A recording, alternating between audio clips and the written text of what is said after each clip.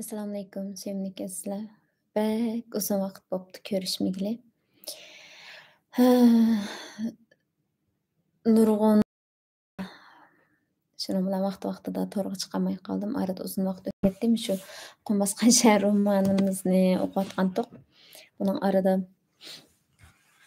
oxirgi 2 bob qolib qolgan. Nechalar telefon qilib so'ragan bo'ldi, "Oxirini o'qiyotsangiz" deb. Ma to'r masalasi bo'ldi. Undan keyin menmu o'qish boshlab degandek bek jiddiychilik bo'lib ketib vaqtida shu o'qiyolmay qoldim hamda telefonimni ovozi yetyapti. Oxirgi shu qismlarni o'qib o'tay deb chiqdim. Yana bir muhim masala bor endi.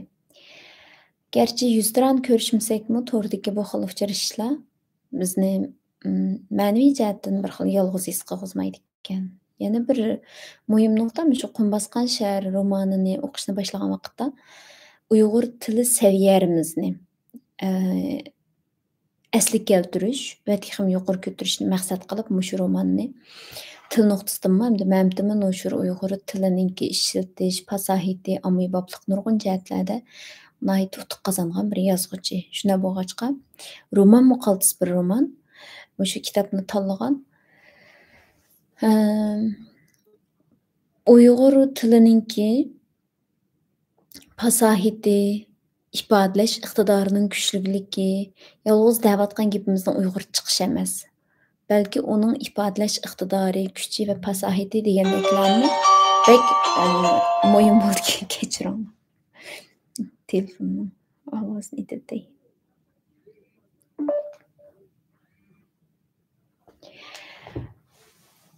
Endi biz bolalarimizningki ona til o'rganishi uchun bek kuchayapmiz, chiqtirishyapmiz, lekin cho'nglar buning uchun qanchalik diqqat qilyapmiz. Nurg'un ba'zi vaqtlarda Uyg'urcha nima deydiq, mushuni nima deydiq deb masalan qaysi kun dars vaqtida bir gap chiqdi. Turkcha bilan Uyg'urchaninki yaqinliklari sababdan ba'zi bu gap turkchami yoki Uyg'urchami deb turib qolgan ahvollar bo'ldi. Boshqa Turkiyadan boshqa yerda yashayotganlardimi bu xil Uyg'urcha ifodalash iqtidorimiz damal bu gapni Uyg'urcha nima deydiq deb topolmaydigan vaqtlar bo'ldi-ku. Masalan, "Yüzelsey" degan gapni degan vaqtida turib nima deydiq? Bu xil sal qo'shimchasi Uyg'urchadagi u sifat yozg'ich qo'shimchalar ichida yo'q, u emas. Shuning bilan ha deb birdam o'ylanib "Yuzaki" deb aran topdim-chu. Demak, biz o'zimizningki Uyg'urcha iqtidorimizni bizmi oshirishga ehtiyojli, saqlab qolishga ehtiyojli, texmi tovlashga ehtiyojli. Shuning bundan keyin kitob o'qishlarimiz davom qildi. Bugun "Qum bosgan shahar" romanining davomini o'qiymiz.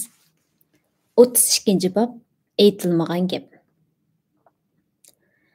Zargar ustam uyga beribla og'rib qoldi. "Manga shu bir tillani akilib sotgan yilqi bichorning beshiga endi nima kunlar kelar?" deb tilla sotgan yigitning g'amini yeydi u. Ozmas xudo, kim biladi, rostila u biror xazinaga o'g'irliq tegib, manga bo'lsa yilqidek odam aldaydigan gaplarni to'qib bergandi.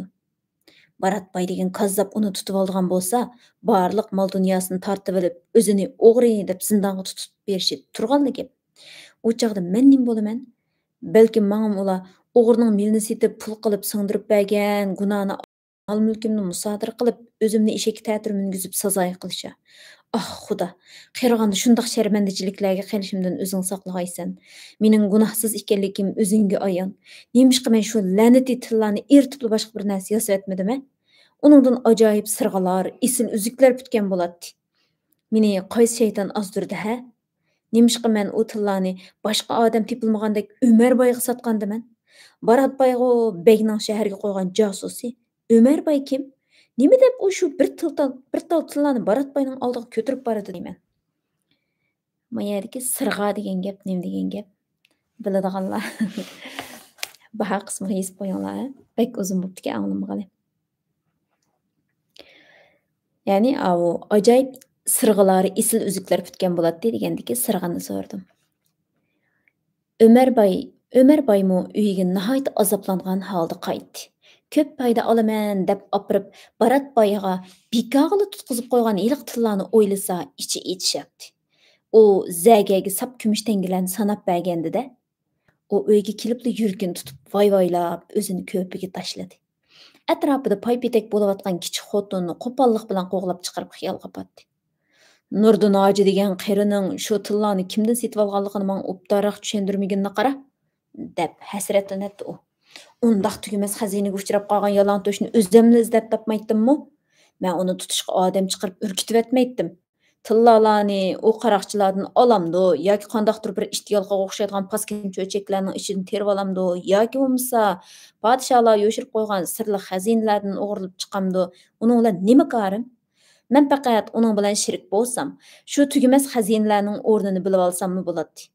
Voy ist. Mana endi Baratbayning odamlari uni tutib kelib urib qiynaydi. Yeliqi yalangtosh oltin yo'shirgan xazinani deb bermay qutlanmaydi. Baratbay texim biyib ketadi. Uning chiroyli bog'lari bilan xotinlarining soni yana oshadi.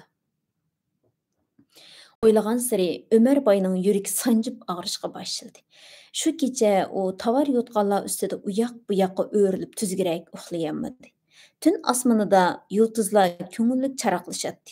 Kech qolgan karvon qo'ng'iroqlarining ovozi suvga tushgan toshdan paydo bo'lgan to'lqindek tun bo'shligiga teksh tarab o'chadi. Qayerdadir bir yo'lovchi yiroqdagi yorining go'zal ruxsarini kuylab naqshda olaydi. Kechilik manzara shunchalik go'zal edi.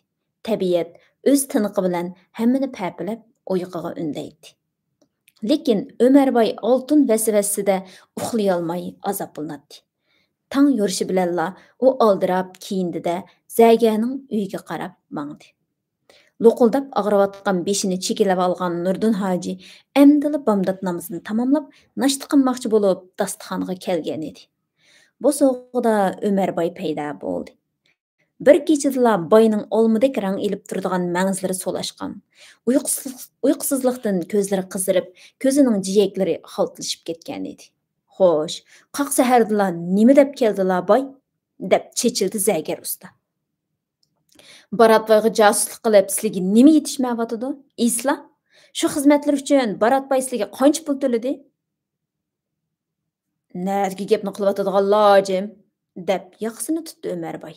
Xudoga shukri, besotimdagi mol-mulkim, jahondorchiligimga yetidi. Men texe boshqalarni setib jon boqadigan kunga qolganim yo'q. Haytangay, mol dunyoga yers odamlarning vijdonining xiralashib ketgani ko'p ko'rganman. Bu nima deganlari?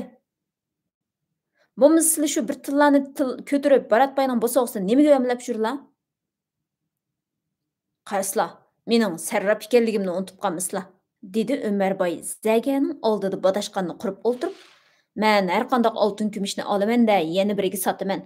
Xuddi sizlar meliq tillarni akilib menga foydasiz sotganga o'xshash.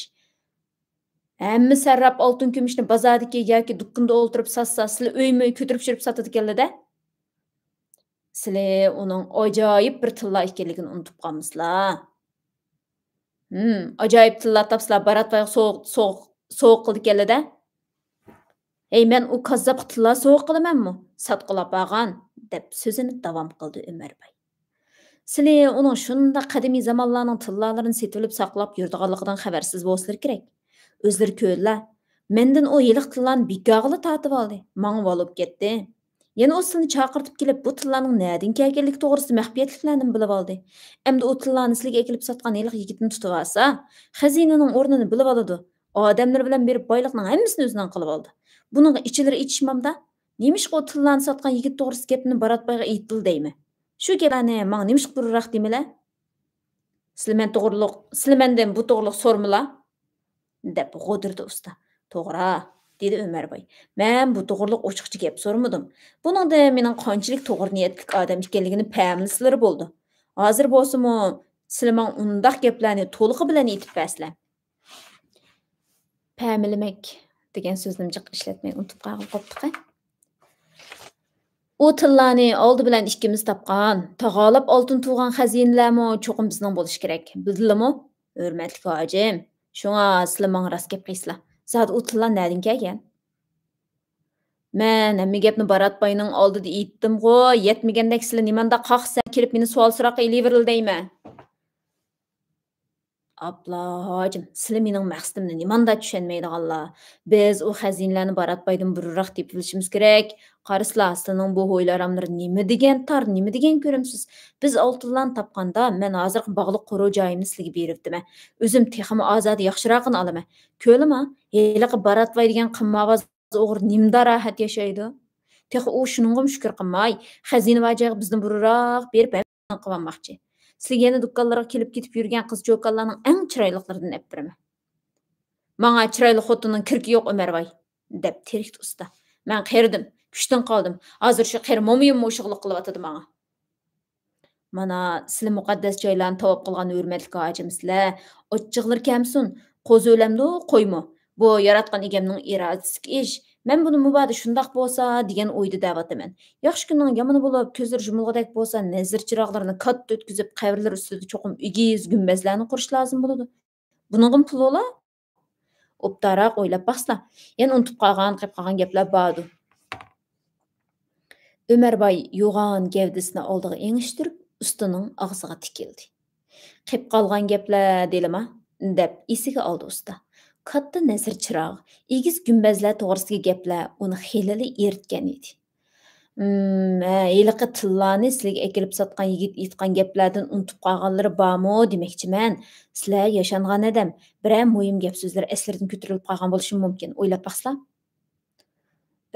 Rostini desam, men bu bir tillarning bizga bunchalik ovarchilik tepib berdiganligini o'ylab boqmabdi ekanman. Rost, sizlar buni o'ylamanglar. Menchu? To'xtasizlar, Ömerboy, deb hayajonlandi hojim. Shu chaqda heliqi yigit o'zining ismini cho'l bolasimi, yo'q, cho'l o'g'limi, aytavr shunday g'alati bijnim degandek qilgan. O'zi tuzuk yigitdek ko'rindi. Hurmat uchun men uning do'konning oldigacha o'sib chiqdim. Do'konning oldida uning eshigi turibdi. Eshikning rangim esimda qolmabdi, ishqilib oddiy bir eshakdi.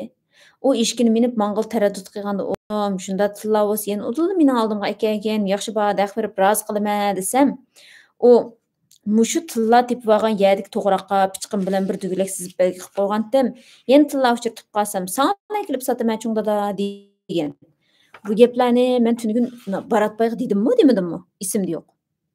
"Hepbelli og'izlarga navat" deb o'rnidan turib ketdi Ömerboy. "Bu gaplarni sizlar Baratboyning oldida aytmagandilar. Endi yana mangu aslardan chiqaribsizlar. Bu sirni boshqa hech kimga tinmoqchi bo'lmasizlar. G'o'liga chambar sizilgan to'g'roqni o'zim bir izlab ko'ray. Xudo baxtimizni berib, xazinalarni tepib qolsamlar, sizlarni obda rozi qilaman." Shundoq deganicha Ömerboy Zaganing uyidan o'qdek uchib chiqib ketdi. Shu kundan boshlab uning Sarrab bozoridagi do'koni ochilmadi. Ömerbayning do'konini ochmay, nagadir g'oyib bo'lganligini anglab, Baratbay hayron bo'ldi.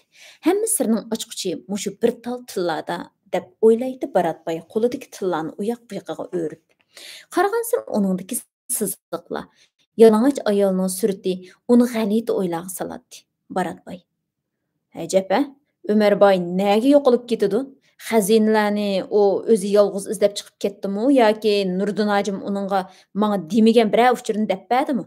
Yana yepichi osh qerzagada" degan xulosa keldida harvisini qaytishga buyurdi. Baratbayning paytoni egri-bugri to'piq ko'chalarda chang'i ko'mib, pakar tamlar bilan qo'rshalgan bir hovli oldiga kelib to'xtadi. "Keldik", dedi xizmatkor. Baratbay kirganda Zaga usta o'rin tutib yotadi. Iliq tilla qandoqdir xazinalar haqidagi xiyollar uni holidan ketkizib qo'ygan edi. "Ömerbayning nega ketganligini bilamsan, Zagar usta?" deb so'radi Baratbay Zagarning beshiga kelib o'tirib. "Men nadan bilay?" deb terikdi hojim. "U kishi bir yerga maqsa mendan so'raydiganga men uni xo'jayinimidim yoki men kimning nega berib nima turayotganligini surishtirib yuradigan bu shaharning begimi? Aslida bu shaharning jasusimidim" deb Baratbayga bir tekkizmoqchidi, jur'at qilolmadi. "Xafa bo'lma hojim", dedi Baratbay. "Hech bo'lmaganda Ömerbay qishinga kelib tilla haqida yana bir nimalarni so'rab seni avara qilgandi. Yo'q, yo'q. Sen muni tillarning ustiga belgilarni yana bir navbat qarab boq. Shu tillarni ko'ragi ko'zim yo'q, Baratbay", deb qo'pollik bilan rad qildi usta. "Mening deganim, muni qip yalang'och ayol, sen uni ko'ryotamsan? Ehtimol sir shuningda bo'lsa kerak. Men qip yalang'och ayollarni ko'rishga ancha xushtar emasman. Bu Baratbayның xotinbozligiga dartmilab aytilgan gap bo'ldi. Baratbay sal o'ng'aysizlanib qoldi. Dartmilash degan kelimanimi unutib ketibdimiz. Sen köp yerlarni aralagan, köpni ko'rgan hurmatli hojim. Bu shaharda hammadan tarix uzun ustizagi asan, dedi Baratbay xushamad qilib. Mening demoqchi bo'lganim, bu yerga yalang'och xotinning surti besilgan qaraganda bu musulmonlar podshosi quygan tilla emasmikin deyman. Balkim shundadir. Shunda. Amsa bu tilla bu yerga qandoq yo'llar bilan kelib qoldi? Zəgə usta bu tilla to'g'risida atay boshqacha bir hikoya to'qib Baratbaydan qutulmoqchi bo'ldi-da. Men qaramsammi bilaman. Yalang'och xotinning surti bor mundaq tilla sirliq oroldagi xotinlar mamlakatidan chiqadi. Xotinlar mamlakati dedingmi? Hayron bo'ldi Baratbay. U qanday mamlakat? O'rni qayerda? O, mangamo sizlargamo noma'lum bir orolda. Shu sirliq orolning podshoyi bundaq tillarni taqtalaydi. U mamlakat xotinlardan boshqa odam bo'lmaydi. Yosh chog'larida bu gaplarni oltin savdogarlardan eshitganman. Keyin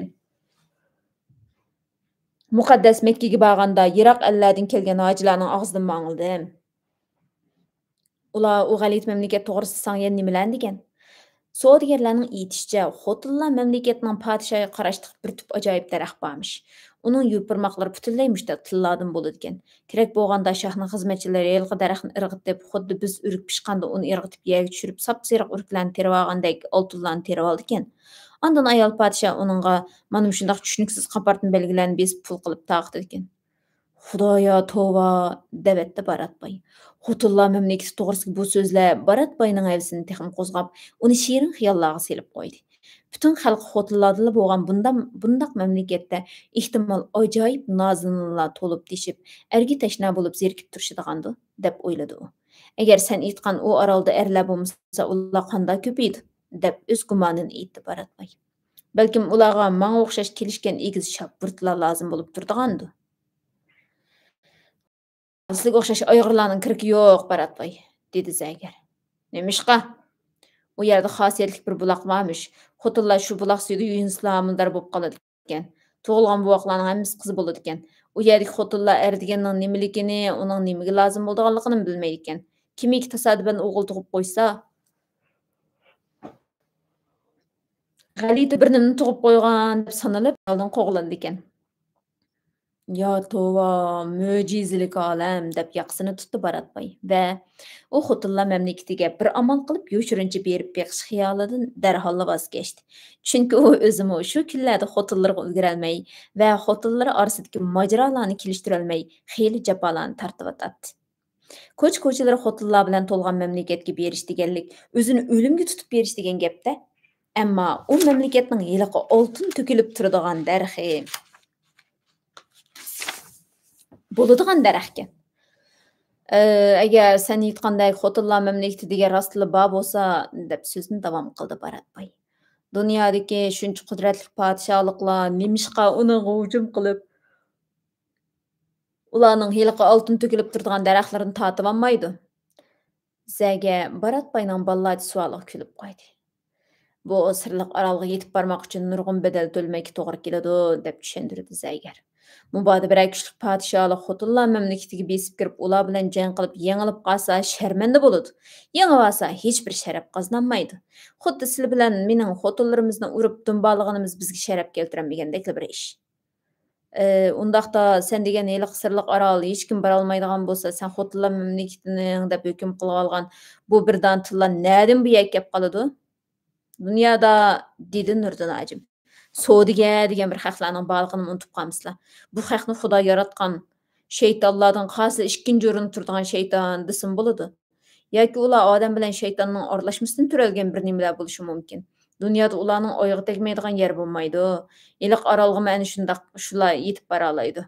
Anglashimcha savdogarlar yelkanli kiyimlarga tavodirdan unchi marvoyat degandek xotinlarga lozimli mol-puchaklarni qochilab, uzun yo'llarni besib iliq orolga yetib bordi ekan. Orolning suvga yaqin yerida bir ochiqchilik maydon bor ekan. Savdogarlar mollarini ana shu ochiqchilikqa qo'yib, kiyimlariga chiqib bir kuni kutdi ekan. Ertasi borsa, opag'an mollarining g'oyib bo'lganligini, o'rniga paqirab turgan oltinlarni qo'yib qo'yganligini ko'rdi ekan. U yerda erlarmi, ayollarni ko'rolmaydi ekan. Ayollarmi erlarni Erler ko'rinmaydikan. Mundaq sotquchi bilan olg'uchi bir-biriga ko'rinmay qiladigan sodani savdogarlar jin savdosi deydikan. Endi mavi tillarning bu yerga qandoq kelib qolganligini so'rasalar, uni bu yerga o'zlari ko'tarib keldilar. Unutib qoldingmi usta? Bu tillarni sen Ömerbayga sotgan. Ömerbay mening oldimga ilib borgan. Bu gapni men sizga necha ret aytdim. Manga bo'lsa bu tillarni bir cho'l kishisi ekilib sotgan. Demoqchimanki, qara, bu shu cho'l kishisi bu ajoyib tillarni qandoq qo'lga tushadi? Sening aytganingcha bo'lganda, u hech qachon dengizlarni kesib, beli xotinlar mamlakatiga borgan savdogar emas-da. Yo'qsa, u undaq bir savdogarlarga o'xshamaydi. Ehtimol, u o'zi savdogar bo'lmagan bilan qachondir bir chog'larda shu tarafga borgan biror cho'ng savdogarning bir nimasidan bir nimasidir. Yoki u shundoq bir savdogarlar ko'mib qo'ygan xazinani uchirtib qolgandir. "Həppəlli" dedi Baratbay. "Əmdi aqligimə kelding. Usta, u cho'qim shunday xazinalarning biriga uchrashib qolgan. Manga u xazinalar to'g'risida bir nima demagan edi. Albatta, u aytmaydi-da. Manga u qo'liga dugulak belgi silingan bir to'g'raqning yenda uxlab qolganligini, uyg'onib qarasa yenda bu tal tillarning turganligini aytgan. Bu gaplarni men sizga o'tgandimi dedim. Nim deding? Deb sekrab ketdi Baratbay. Yo'q usta, o'tganda sen qo'liga dugulak belgi silingan to'g'raq to'g'risida manga hech nima demagan eding. Endi bu gaplaring to'liqroq bo'ldi. Nurdin hojim og'zini o'malab yana bir nima degicha, Baratbay oldirab tinib uydan chiqdi-da, mapisiga qarab yugurdi. Bu bobni tugadi. Mo'lga rahmat. Davomini o'qiymiz. Allohga emanet.